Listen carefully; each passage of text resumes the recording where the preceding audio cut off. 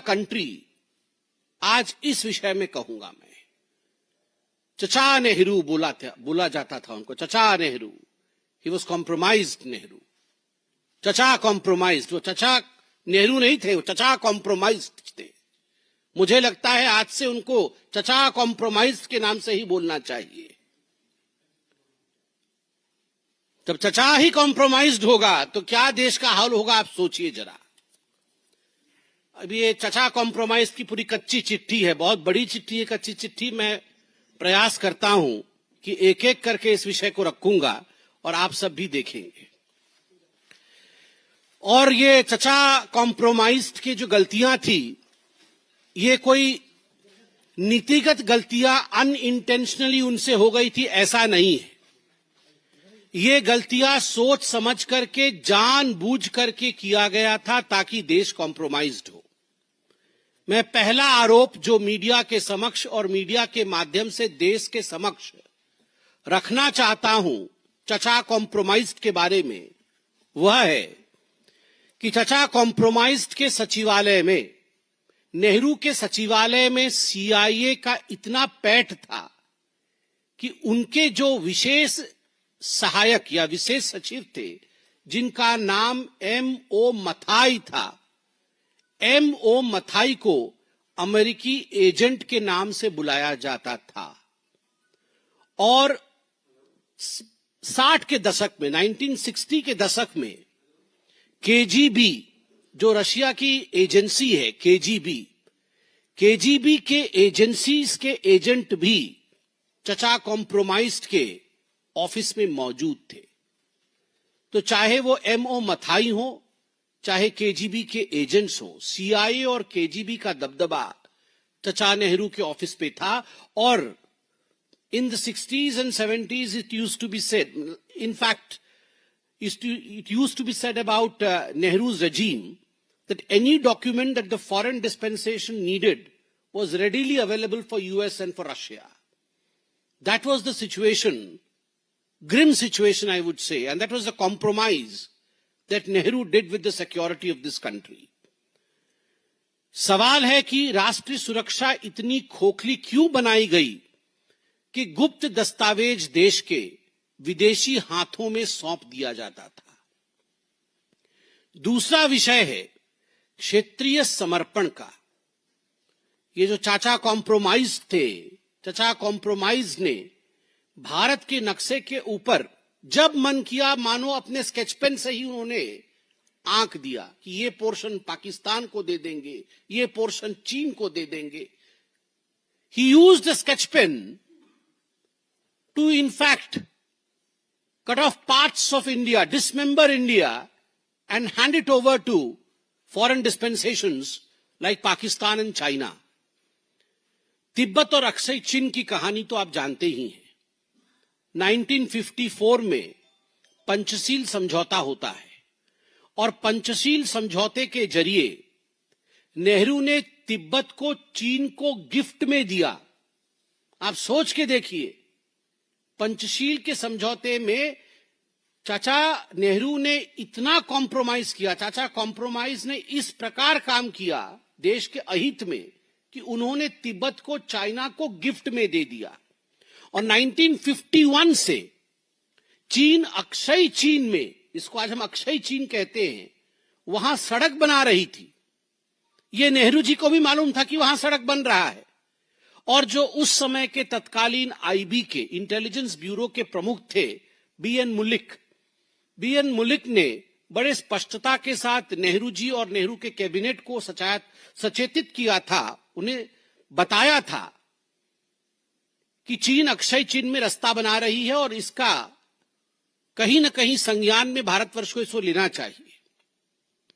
मगर आपको जान के आश्चर्य होगा कि 1951 में यह सब कुछ बताया गया, मगर 1959 तक नेहरू जी ने इस विषय को छुपा के रखा और यहां तक छुपा के रखा कि पार्लियामेंट में भी उन्होंने कहा कि यह सब बातें अफवाहें हैं। China is not progressing towards it, China ये नहीं कर रही है। चाइना को बचाने की जो कोशिश थी वह नेहरू जी कर रहे थे। 1962 आप जानते ही हैं उस समय कितना बड़ा रणनीतिक फेल्योर हुआ था। 1962 में बिना सैन्य परामर्श के, बिना किसी रसद के और फॉरवर्ड पॉलिसी को मानते हुए जिस प्रकार से हमारे आर्मी को बिना यूनिफॉर्म, बिना जूते, कैनवस शूज पहना करके बॉर्डर में धकेला गया, और वह भी बड़े आश्चर्य के साथ मुझे कहना पड़ रहा है, ये जो आत्मघाती निर्णय था उसको हेड नेहरू जी के ही रिश्तेदार कर रहे थे। जो हायरार्कियल लाइन होती है आर्मी की, उसको तोड़ करके, जिस प्रकार से चेन ऑफ कमांड को दरकिनार करके, अनुभवी योद्धाओं को छोड़ करके जनरल B.M. कौल को कमान सौंपा गया, जो उनके खुद के रिश्तेदार थे। और उसके बाद 1962 में क्या हुआ, क्या हश्र हुआ, उसका परिणाम क्या हुआ, यह भी हम जानते हैं, फॉरवर्ड पॉलिसी की नीति के कारण। बेरूबारी और पाकिस्तान, बंगाल का जो क्षेत्र जिसको बेरूबारी कहते हैं, नेहरू ने पश्चिम बंगाल के सरकार को बिना इन्फॉर्म किए, उनके साथ कोई भी कैबिनेट में कंसल्टेशन नहीं हुआ, पश्चिम बंगाल के सरकार को अंधेरे में रखते हुए बेरूबारी का हिस्से को, पाकिस्तान को एक तरह से नेहरू नून समझौता जिसे कहते हैं, नेहरू नून समझौते में बेरूबारी को पाकिस्तान को दे दिया। सुप्रीम कोर्ट ने इसका संज्ञान लिया। सुप्रीम कोर्ट ने कहा ये आप नहीं कर सकते हैं, आप कंसल्ट करिए पहले स्टेट के साथ, और इस प्रकार देश के हिस्से को आप चीन के हाथों सौंप नहीं सकते हैं। मगर despite supreme courts verdict, 9th संशोधन, जो 9वां संशोधन था, अमेंडमेंट था कॉन्स्टिट्यूशन में, उसके मार्ग से नेहरू ने बेरूबारी को पाकिस्तान को देने का काम किया। सोचिए, देश को खंडित करने का काम और एक एक हिस्से को पाकिस्तान और चीन को देने का काम नेहरू ने किया। सवर्ण सिंह और भुट्टो वार्ता कॉम्प्रोमाइज, यह भी आप जानते हैं, 1962, 62 और 64 के बीच सवर्ण सिंह और भुट्टो की वार्ता होती है, जिस वार्ता के माध्यम से नेहरू ने पूंछ, उरी और गुरेज जैसी रणनैतिक घाटियां, ये रणनैतिक स्ट्रेटेजिक लोकेशंस हैं, इनका स्ट्रेटेजिक इंपॉर्टेंस है, पूंछ, उरी और गुरेज की घाटियों को पाकिस्तान को सौंपने के लिए वो तैयार हो गए। आप सोचिए, ये थे नेहरू और नेहरू के कॉम्प्रोमाइजेस। ग्वादर पोर्ट 1958 में ओमान के जो सुल्तान थे, उन्होंने ग्वादर पोर्ट को भारत को देने का पेशकश किया। ओमान के सुल्तान ने कहा अगर भारत चाहे तो ग्वादर पोर्ट हम भारत को देना चाहते हैं। नेहरू ने उसे ठुकरा दिया कि हम ग्वादर पोर्ट नहीं लेंगे। आज आप चिंता करिए, ग्वादर पोर्ट कितनी स्ट्रेटेजिक लोकेशन बनी हुई है चीन और पाकिस्तान के लिए। नेहरू जी का वो कॉम्प्रोमाइज था, भुगत भारत आज रहा है। A compromise by Nehru in 1958 causes pain for India even today। मुझे सवाल नहीं, मतलब एक सवाल है जिसका उत्तर समझ में नहीं आ रहा है कि आखिर भारत की जमीन, उसको विदेश के साथ जो गिफ्ट में देने की ये जो बातें करते थे नेहरू, ये आखिर क्यों करते थे, किस प्रेशर में करते थे और ऐसे क्यों किया गया? क्या इसके पीछे उन्हें कुछ बड़ा गिफ्ट मिलता था? क्या चीन और पाकिस्तान ने नेहरू को रिश्वत दी थी? Was Nehru bribed by China and Pakistan, by China and Pakistan, and that was the reason as to why Nehru gifted lands of India to both these nations, is something that we should be asking the present dispensation of the Congress Party। आप सभी जानते हैं, United nation security council UNSC, आज प्रधानमंत्री नरेंद्र मोदी जी की भरसक प्रयास है कि उसमें हम स्थायी सदस्य, परमानेंट मेंबर कैसे बने। एक समय था 1950 में अमेरिका ने, और 1955 में 50 में अमेरिका ने, और 55 में सोवियत संघ ने, USSR ने ये प्रपोज किया था कि UNSC में भारत को परमानेंट मेंबर बनाया जाए। मगर नेहरू जी ने अपनी बहन विजया लक्ष्मी जी को चिट्ठी लिखा और कहा कि इससे चीन नाराज हो जाएगा and we should decline the offer of becoming a permanent member of the UNSC. Nehru ji ने अमेरिका और रूस के उस प्रस्ताव को ठुकरा दिया कि भारत को यूएनएससी का परमानेंट मेंबर बनना चाहिए, क्योंकि उनका प्यारा मित्र चाइना, जहां ये मां बेटे भी गए थे अभी एमओयू साइन करने, वो नाराज हो जाएगा। That is why I believe Nehru should not be called as चचा Nehru, but he should be called as चचा कॉम्प्रोमाइज्ड। थोड़े दिन बोल बोल के उनका नाम चचा कॉम्प्रोमाइज ही कर देंगे हम, देखिएगा। वो पूरी तरह से कॉम्प्रोमाइज थे, ये कोई चचा नहीं थे, ये कॉम्प्रोमाइज थे। और 27 सितंबर 1955 में नेहरू ने पार्लियामेंट में खड़े होकर यह सफेद झूठ बोला कि हमें अमेरिका और रशिया ने परमानेंट सीट के लिए ऑफर नहीं किया है, जबकि अब दस्तावेज सामने आ रहा है कि ऑफर किया था। आप याद करिए पीओके का विषय, पीओके के विषय को इंटरनेशनलाइज करने के लिए पूरे विषय को वो यूएन लेकर गए। और आज बताइए, मैं अजीत डोभाल जी का वो इंटरव्यू देख रहा था जिसमें अजीत डोभाल जी ने एक प्रश्न पूछा है, जब 535 प्रिंसली स्टेट इंडिया में मिल सकते हैं और एक संघ बन सकता है, एक राष्ट्र बन सकता है, तो कश्मीर भी एक प्रिंसली स्टेट था, आराम से मिल सकता था और आराम से भारतवर्ष एक होकर खड़ा होता। मगर जो बंजारे ने हमला किया, बंजारों के हमले के विषय को लेकर आप यूएन गए, आपने पूरे विषय को इंटरनेशनलाइज किया, जिसका नतीजा है कि पीओके, आज पीओके बना हुआ है, वो हिंदुस्तान का होते हुए भी आप उसे पीओके कह रहे हैं। This was the fallout of the love for Pakistan of Chacha Compromise. और जहां तक कॉम्प्रोमाइज का सवाल है, मेरे पास तो इतनी बड़ी फहरिस्त है कि ये फहरिस्त कभी खत्म नहीं होगी। मुझे वो दिन भी याद है जब संसद में एयर इंडिया की तरफ से आपत्ति जताया गया था, जब एयर इंडिया की तरफ से आपत्ति जताया गया था कि हमारे कैरियर को इस्तेमाल किया जाता है ये कह के कि India is a snake charmers country, ये सपेरों का देश है, सपेरों का देश देखने आइए। तो नेहरू जी ने सदन में कहा था, ये अच्छी बात है, विदेशी इसी से आकर्षित होते हैं कि भारत सपेरों का देश है, इसलिए हमें इस लोगों को चेंज नहीं करना चाहिए, हम सपेरों के ही देश है। इस लेवल का कॉम्प्रोमाइज था, क्योंकि नेहरू सोचते थे कि वही आखिरी अंग्रेज हैं जो भारत के सत्ता पे काबिज है। नेहरू ने कभी अपने आप को भारतीय नहीं सोचा। He always thought, he always acted as if he was a Britisher.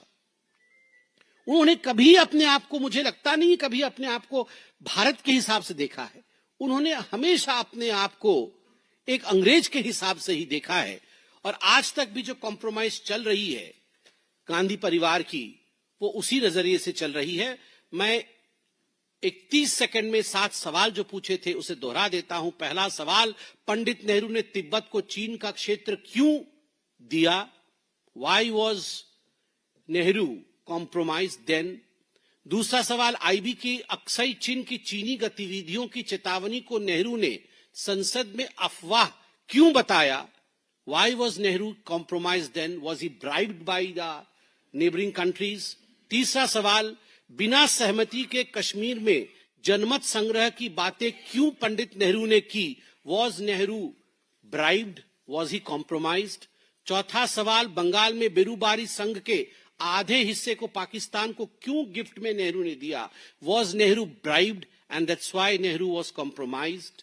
पांचवा सवाल, स्वर्ण सिंह भुट्टो वार्ता में भारत पूंछ, उरी और गुरेज को पाकिस्तान को सौंपने के लिए क्यों तैयार हो गए Nehru? Was Nehru bribed? That's why compromised? छठा सवाल, पंजाब में सरजा मजरा रख हरदीप सिंह पठान के गांव को पाकिस्तान को सौंपने का निर्णय क्यों किया? Was Nehru bribed by Pakistan and that is why compromised? And lastly, Kutch के रण में 300 वर्ग मील जमीन किसके दबाव में खोया पंडित नेहरू ने?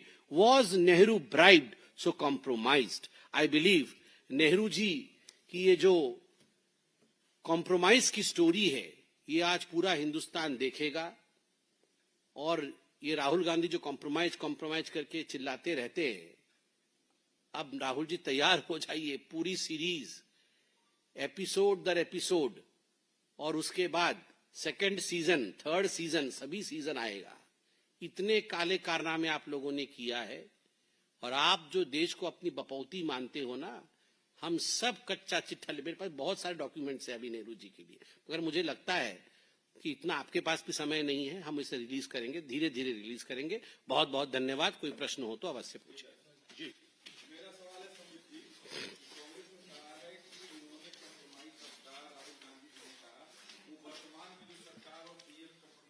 सोशल मीडिया में भी हमने देखा कि रील्स चल रही है, और लोगों ने बकायदा ट्वीट करके रील्स के माध्यम से ये बताया है कि उन्हें कांग्रेस कार्यालय से और कांग्रेस के बड़े लोगों का मैसेज आया था कि यदि आप वर्ल्ड एआई समिट के खिलाफ ट्वीट करेंगे या कोई रील बनाएंगे तो आपको 25,000 रुपए, 50,000 रुपए, 1.5 लाख तक आपको पैसा दिया जाएगा। अनेकों ऐसे उदाहरण हम सोशल मीडिया में देख रहे हैं, और ये ऑथेंटिक है क्योंकि बकायदा मैसेजेस डालकर दिखाए गए हैं। मैं भी मीडिया में देख रहा था, कई चैनल्स इसे चला रहे हैं। तो ये जो राहुल गांधी का पूरा एक प्रिपेयर्डनेस था भारतवर्ष को नीचा दिखाने में, और जो स्लोगन वो कॉम्प्रोमाइज्ड का यूज कर रहे हैं, आज हम बताना चाहते हैं कि वास्तविक रूप में कॉम्प्रोमाइज्ड कौन है। इस सिलसिले में, पूरे इस कड़ी में सर्वप्रथम नेहरू जी का नाम आता है। How Nehru was compromised and how the compromises of Nehru compromised our country, आज इस विषय में कहूंगा मैं। चचा नेहरू बोला जाता था उनको, चचा Nehru, he was compromised Nehru. चचा कॉम्प्रोमाइज्ड, वो चचा नेहरू नहीं थे, वो चचा कॉम्प्रोमाइज्ड थे। मुझे लगता है आज से उनको चचा कॉम्प्रोमाइज्ड के नाम से ही बोलना चाहिए। जब चचा ही कॉम्प्रोमाइज्ड होगा तो क्या देश का हाल होगा, आप सोचिए जरा। अभी ये चचा कॉम्प्रोमाइज की पूरी कच्ची चिट्ठी है, बहुत बड़ी